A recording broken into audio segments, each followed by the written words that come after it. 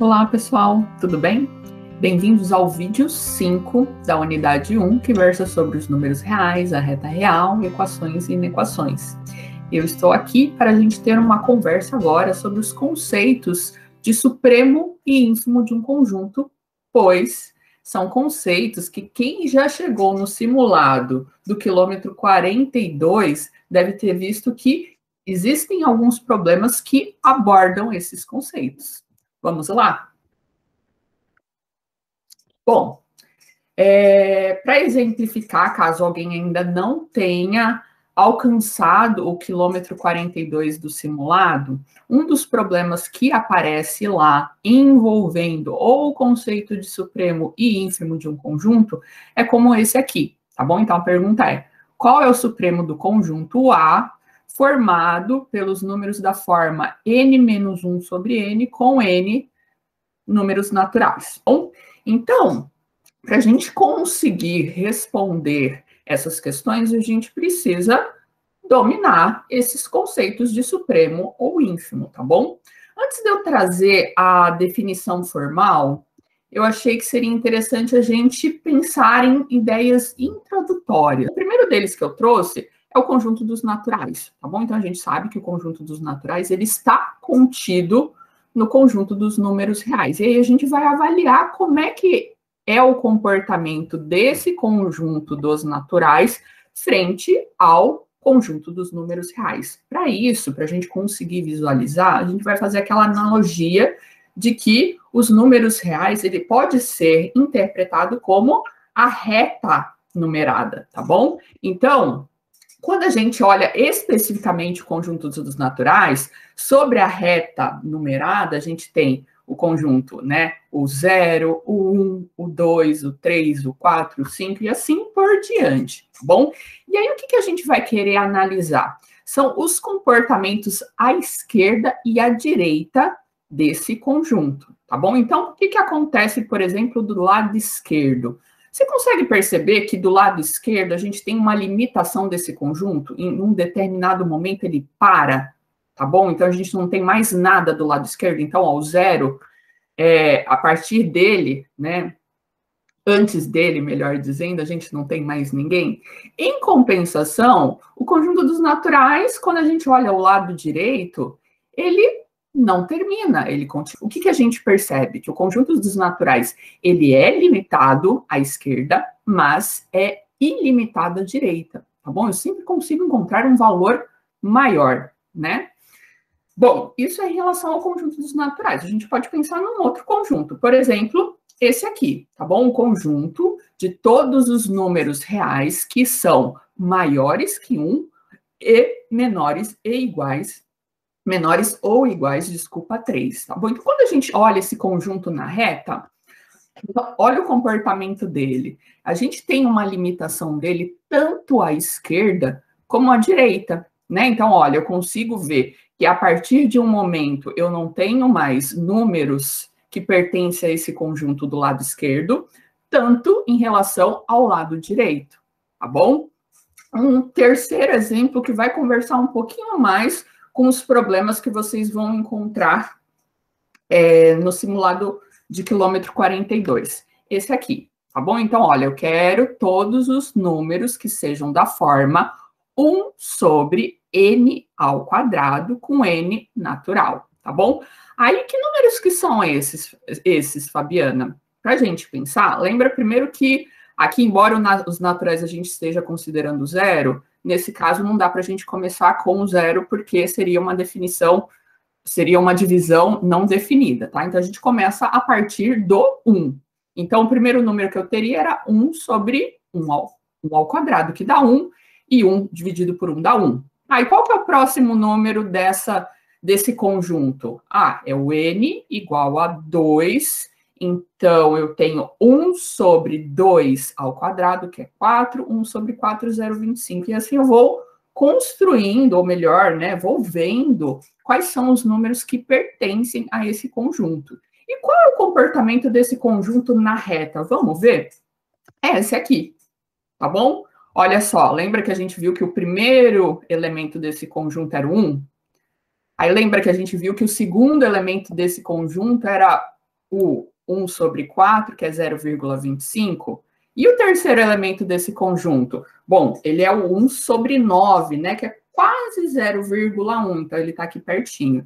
E assim eu vou construindo os elementos do meu conjunto. E olha só que interessante, né? Esses números eles vão ficando cada vez menores e mais próximos do zero. E aí, vamos pensar de novo na nossa história da limitação à esquerda e à direita. O que eu consigo ver desse conjunto?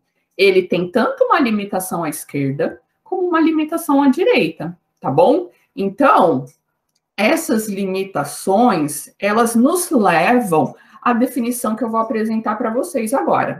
A definição, a gente começa primeiro com a ideia de dizer que um conjunto é limitado superiormente. Como é que isso acontece? Você vai pegar um subconjunto dos reais, um subconjunto não vazio, e ele vai ser limitado superiormente quando existir um x pertencente aos reais, tal que todos os elementos desse conjunto sempre são menores ou iguais a esse x, tá bom? Esse x, se existe, ele é chamado de majorante do conjunto A. Nossa, Fabiana, não entendi.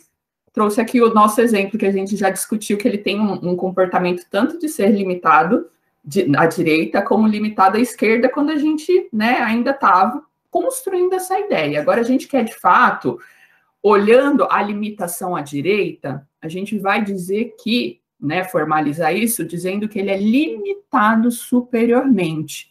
E aí, quando é que ele é limitado superiormente? Quando eu sempre sou capaz de encontrar um número que seja maior ou igual a todos que estão lá dentro. E será que a gente tem isso em relação a esse exemplo que eu estou aqui trazendo para vocês? Tem, né? Porque, por exemplo, se eu pegar o 4, você concorda que o 4 ele pode fazer esse papel desse x que a gente vai chamar de majorante do conjunto A? Sim, Fabiana. Por quê? Porque o 4 é maior ou igual que qualquer um desses elementos que estão entre 1 e 3, tá bom? Ai, Fabiana, mas eu não pensei no 4, eu pensei no 5. Perfeito, tá? Por quê? Porque o 5 também faz um papel de majorante do conjunto A. Por quê? Porque todos os elementos, 5 é maior que todos os elementos do conjunto A. Ai, Fabiana, mas eu não pensei no 4, eu pensei no 3,5. Perfeito. O 3,5 também é um majorante do conjunto A. Fabiana, eu não pensei no 3,5, eu pensei no 3. Será que o 3 é um majorante do conjunto A?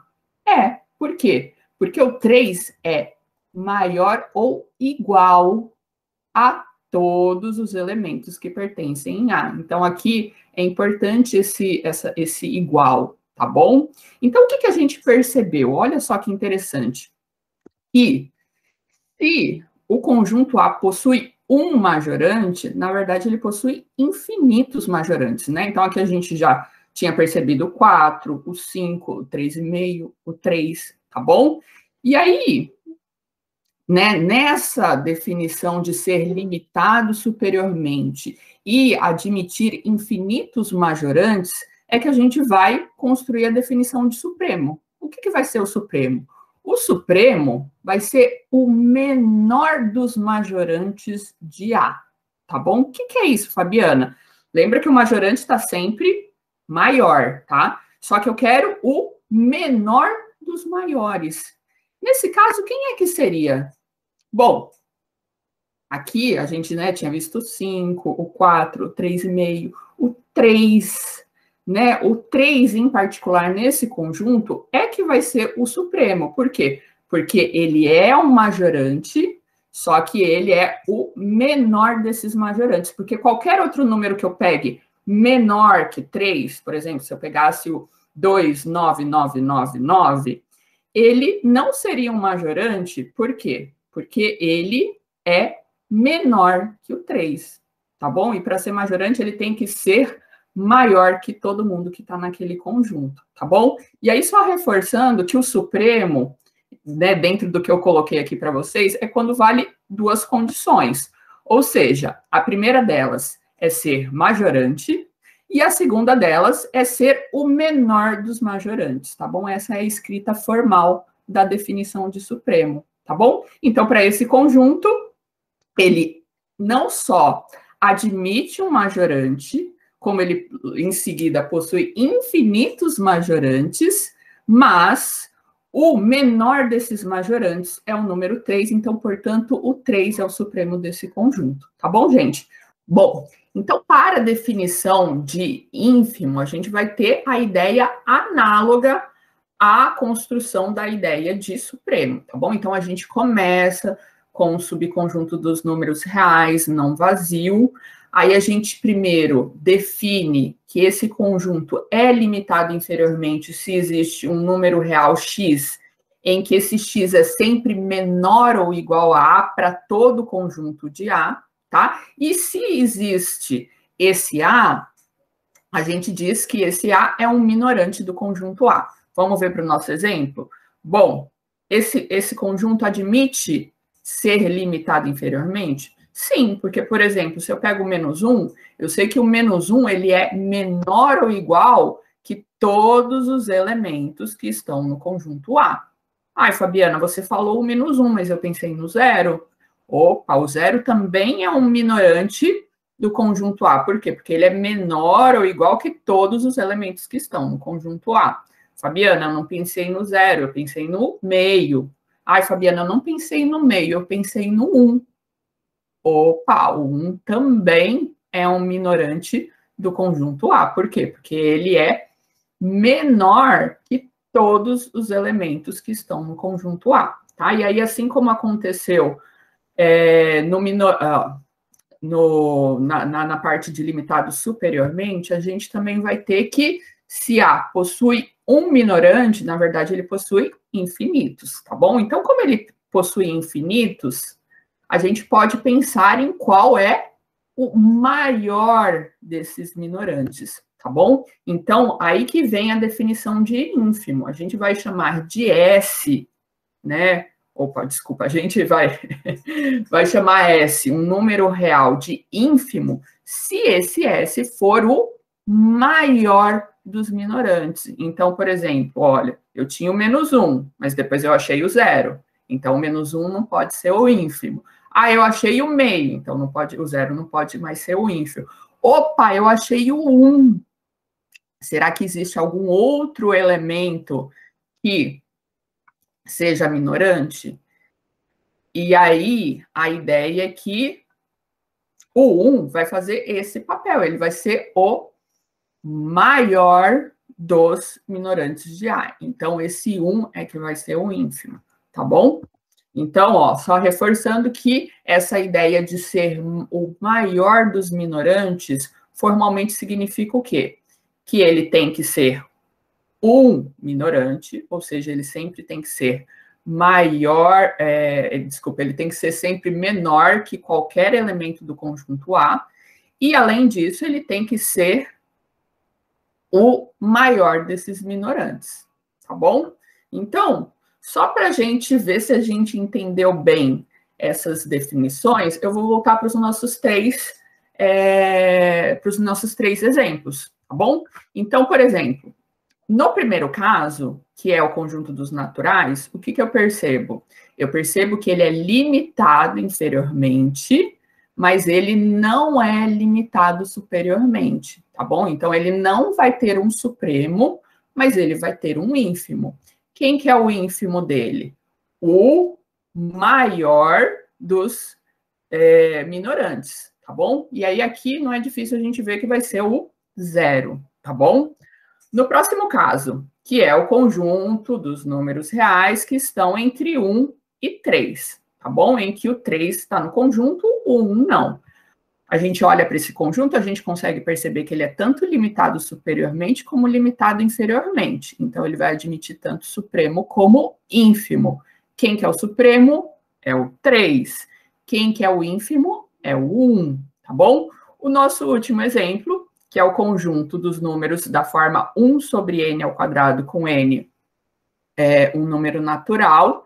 A gente tem esse comportamento aqui, então a gente consegue ver que ele é tanto limitado inferiormente como limitado superiormente, certo? Quem que é o supremo desse conjunto? O número 1, tá bom? E quem que é o ínfimo desse conjunto? O zero. tá bom? Por quê? Porque a gente tem esse comportamento de que cada vez ele vai se aproximando mais do zero, tá bom, gente? Então é isso. Eu espero que com essas definições vocês consigam fazer os problemas que estão no simulado no quilômetro 42. Se vocês tiverem dúvidas, dificuldades, reforço a importância de vocês estarem postando essas dúvidas nos fóruns para que a gente possa ir acompanhando, inclusive dando um feedback, tá? Lembra que nem eu falei para vocês, eu vou gravando os vídeos conforme eu vou vendo as dificuldades que vocês estão tendo em relação à resolução, o trabalho a ser desenvolvido na unidade 1, tá bom? Então, eu me despeço aqui, até o próximo vídeo. Tchau, tchau, pessoal.